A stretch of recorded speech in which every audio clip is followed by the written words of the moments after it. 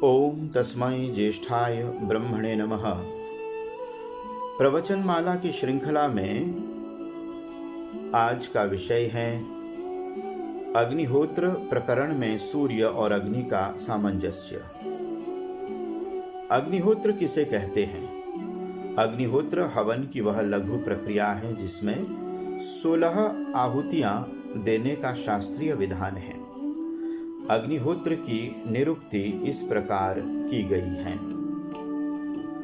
अग्नये परमेश्वराय जलवायु शुद्धिकरणाय च होत्रम हवनम होमम यस्मिन् कर्माणि क्रियते तद अग्निहोत्रम। अर्थात ईश्वर को साक्षी मानते हुए पवित्र अग्नि के निमित्त जल वायु की शुद्धि हेतु जो आहुति परक धार्मिक अनुष्ठान संपन्न करते हैं एवं अग्नि में हवियों का दान करते हैं उसे हवन, होम या अग्निहोत्र कहते हैं। अग्निहोत्र एक नित्य कर्म है जो धर्म से जुड़ा हुआ है। अग्नि में डाली गई हवि, चाहे वह घी हो या अन्य होम द्रव्य या हवन सामग्री, वे नष्ट नहीं होती। होम द्रव्य जलकर वातावरण में फैल जाते हैं, क्योंकि अग्नि देव का काम है स्थूल वस्तु को भस्म कर उसे सूक्ष्म रूप में परिवर्तित कर देना। घर पर नित्य प्रति हवन करने का नाम होम है। प्राचीन काल में घर पर होम अर्थात प्रतिदिन हवन होता था, तभी संस्कृत के होम शब्द को अंग्रेजी में घर के लिए प्रयुक्त कर लिया गया। अग्निहोत्र से घर का वातावरण शुद्ध होता है और मन पर अच्छा प्रभाव पड़ता है, मन पर अच्छा संस्कार भी पड़ता है। विज्ञान की दृष्टि से देखा जाए तो पता चलता है कि अग्निहोत्र से फॉर्मेल्डी गैस उत्पन्न होती है। इस लाभकारी गैस से वातावरण काफी हद तक शुद्ध हो जाता है। इस गैस का प्रभाव पास में बैठे हुए व्यक्ति पर तब होता है जब सूर्य की हल्की किरणों के साथ जल के वाष्प कणों की भी उपस्थिति रहती है।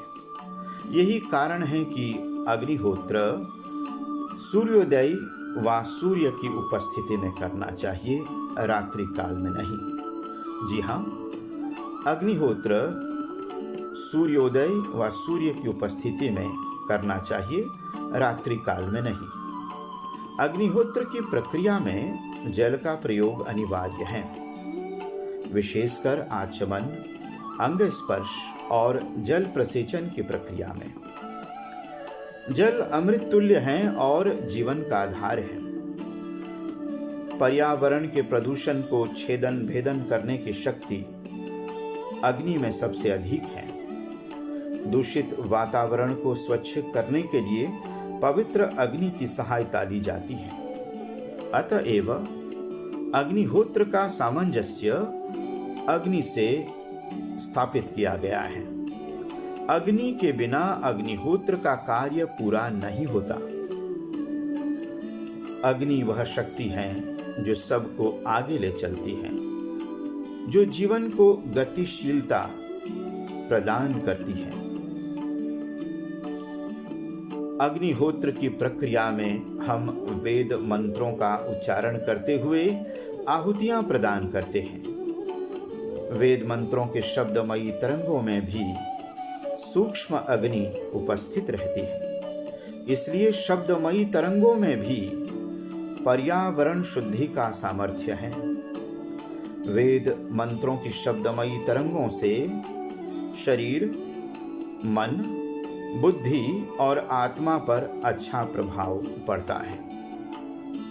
अग्निहोत्र का सामंजस्य सूर्य की ज्योति एवं सूर्य की शक्ति से किया गया है। अग्निहोत्र की प्रक्रिया में प्रातःकालीन आहुतियां देते समय ओम सूर्यो ज्योतिर्ज्योतिः सूर्यः स्वाहा, ओम सूर्यो वर्चो ज्योतिर्वर्चः स्वाहा, ओम ज्योतिः सूर्यः सूर्यो ज्योतिः स्वाहा इत्यादि मंत्रों का उच्चारण करते हैं। यहाँ पर सूर्य को लक्ष्य करके आहुतियां प्रदान की जाती हैं। मंत्रों में सूर्य, ज्योति और वर्चः ये 3 शब्द आए हैं। सूर्य क्या है? सूर्य ब्रह्मांड और यज्ञ की केंद्र शक्ति है। सूर्य ब्रह्मांड का अधिपति है। यह परमात्मा की ऐसी अद्भुत रचना है जो जीवन को गतिशील बनाता है और सृष्टि को संतुलित रखने में अपना योगदान देता है। एतदर्थ वेदों में सूर्य को देवता शब्द से सम्मानित किया गया है। ज्योति सूर्य से निष्पन्न तेजोमय प्रकाश का नाम है, जो ऊर्जा का मुख्य स्रोत है। The rays of the sun are the source of energy. सूर्य की ज्योति हानिकारक तत्वों का नाश करती है। वर्चः शब्द का अभिप्राय क्या है? वर्च शब्द का अभिप्राय है जिससे निरंतर शक्ति एवं सामर्थ्य की प्राप्ति हो। वर्चः ऊर्जा और शक्ति का पर्याय है। इसी प्रकार अग्नि की ज्योति में भी विशेष ऊर्जा होती है।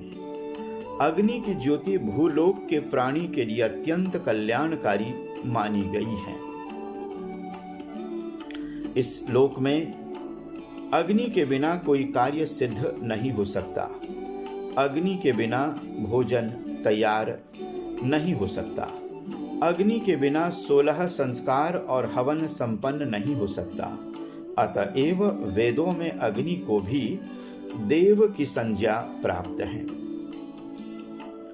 अग्निहोत्र के सायंकालीन प्रकरण के 3 मंत्र से मौन आहुति देने का विधान है। अर्थात अग्नि ज्योति ज्योतिरग्नि इतना हिस्सा मन में बोलने का विधान है। इससे मुख से शब्दों का जो प्रयोग है वो नहीं होना चाहिए।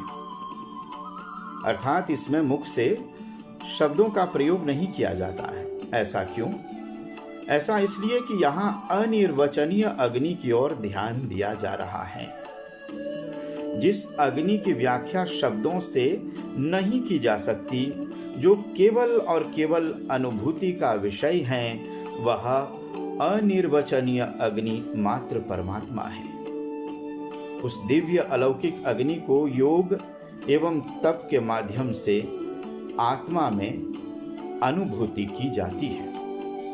परमात्मा का एक नाम अग्नि है, क्योंकि वह सबको आगे ले चलता है। ऋग्वेद का पहला शब्द अग्नि ही है। यह मौन आहुति उस परम पावन सर्वव्यापक एवं सर्वशक्तिमान परमेश्वर की ओर ध्यान दिलाती है। उसी की शक्ति से सूर्य प्रकाशमान हो रहा है। उसी परमात्मा की शक्ति से अग्नि व्याप्त है। उसी की शक्ति से वर्षा होती है।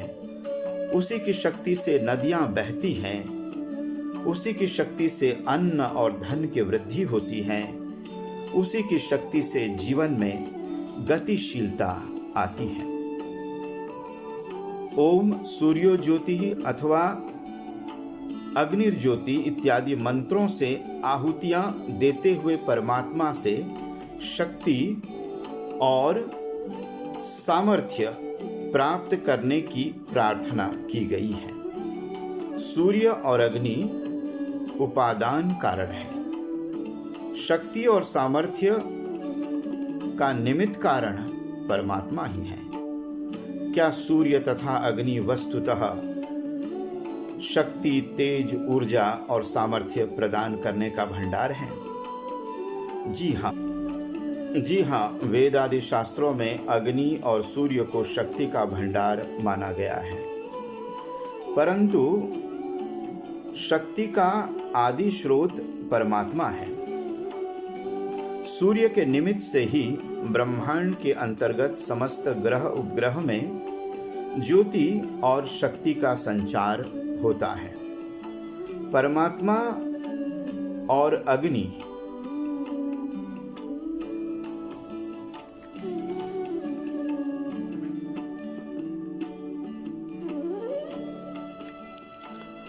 परमात्मा सूर्य और अग्नि के द्वारा ही अखिल विश्व को अपने अपने कर्म में प्रवृत्त कराता है।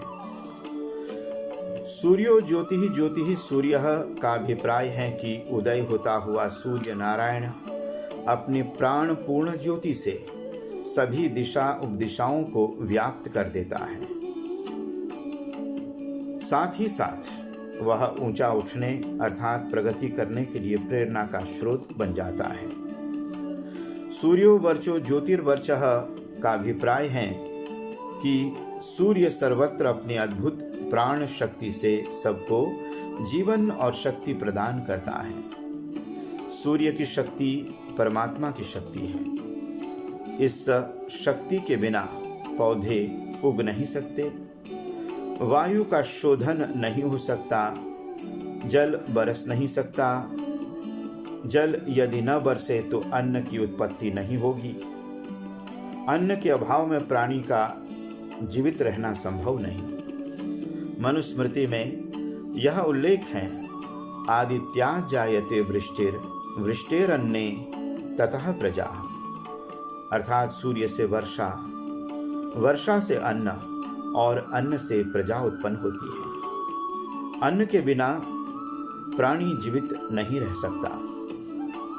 सूर्य के विषय में यह भी कहा गया है, आरोग्यम भास्करादिच्छेद, जहाँ सूर्य की ज्योति पहुँचती है वहाँ रोग के कीटाणु स्वतः नष्ट हो जाते हैं। सूर्य अपनी ज्योति द्वारा अनेक प्रकार के आवश्यक तत्वों की वर्षा करता है।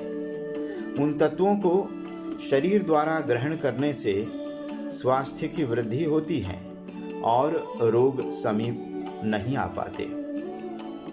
जिस प्रकार सूर्य सभी को समान रूप से अपनी आभा से आलोकित करता है, उसी प्रकार परमात्मा एवं वेद की प्रेरणा से प्राचीन वैदिक ऋषि महर्षि बिना किसी भेदभाव के पर्यावरण की रक्षा करते हुए प्राणियों के सुख की कामना करते थे।